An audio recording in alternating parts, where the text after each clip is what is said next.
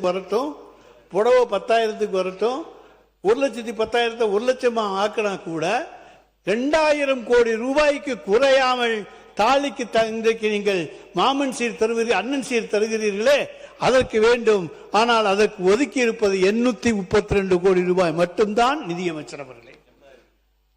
அதே போல ஒவ்வொரு சைக்கிள் சொல்றீங்க, அது நாங்க 3,900 ரூபாயில சைக்கிள் கொடுத்தோம். இப்ப சூப்பர் சைக்கிள் கொடுக்க போறீங்க 8,000 ரூபான்னு சொல்றாங்க. அந்த 8,000 ரூபாய் சைக்கிளை கொடுத்தீங்கன்னா அதுக்கு நான் வர்ற பணம் கணக்கு பார்த்துக்கங்க. எதுவுமே நீங்கள் போட்டிருப்பதெல்லாம் அரைகுறையாகத்தான் இருக்கிறது. முழுமை அடைகின்ற தொகை அதில் கொடுக்கப்படவில்லை. எனவே இந்த பட்ஜெட்ல நீங்க மாண்பு நிதியமைச்சர் சொல்றேன்.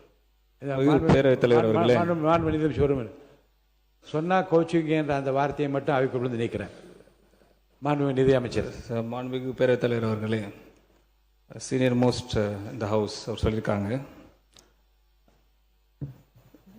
அவங்க தலைவரை எங்கே தேடுவோன்னு சொல்லியிருக்கிறாங்க, எங்கே கண்டுபிடிப்போம்னு சொல்லியிருக்காங்க, எங்கே பார்க்க முடியும்னு சொல்லியிருக்காங்க. மகள் உரிமை தொகையை பற்றி நீங்கள் கேட்டிங்கன்னா தலைவர் நேம் தான் வரும்னு சொல்லியிருக்கீங்க. ஏன் இன்னும் அடிஷ்னலாக ஒன்று நீங்கள் மிஸ் பண்ணிட்டீங்க. தமிழ்நாட்டில் இருக்கிற ஒவ்வொரு தலைமையிலையும் 1,28,000 கடன் விட்டது போனது நீங்கள் தான். அங்கே தான் அவர் தேடணும்னு நினைக்கிறேன் நான். ஒரு ஹெட் கவுண்ட் மேலேயோ 1,28,000 கடன் இருக்கு சார். சார் இது நான் சொல்லல சார். சார் முதல் பொறுமையா இருங்க, ரிலாக்ஸா இருங்க, ரிலாக்ஸ், கூலா இருங்க, கூல் கொஞ்சம் கூலா இருங்க. நான் சொல்றேன் சார், இது சார் அவங்க சொன்னாங்க தான் நான் சொல்றேன்.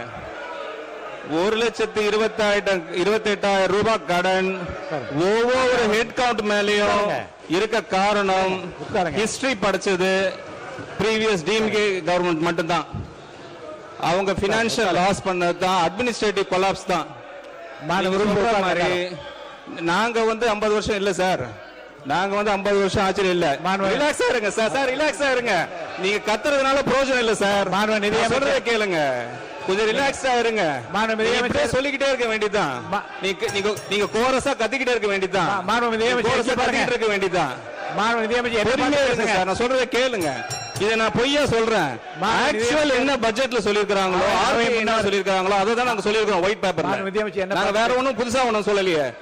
அவைத் தலைவர் அவர்களே, ஒயிட் பேப்பர்ல நாங்க என்ன சொன்னோமோ அது கிளியரா இருக்கு. 1,28,000 ரூபாய் கடன்றது அவங்க விட்டுட்டு போன கடன். அவர் சொல்றது உரிமை தொகையில போய் எங்க தலைவரை தேடுங்கன்றாங்க. அதே தான் நானும் சொல்றேன். 1,28,000 யாருக்கிட்ட விட்டு போயிருக்கீங்க? பேஸ் பண்ணி தான் நாங்க பட்ஜெட் போட்டிருக்கோம். உங்களுக்கு தர போறேன்.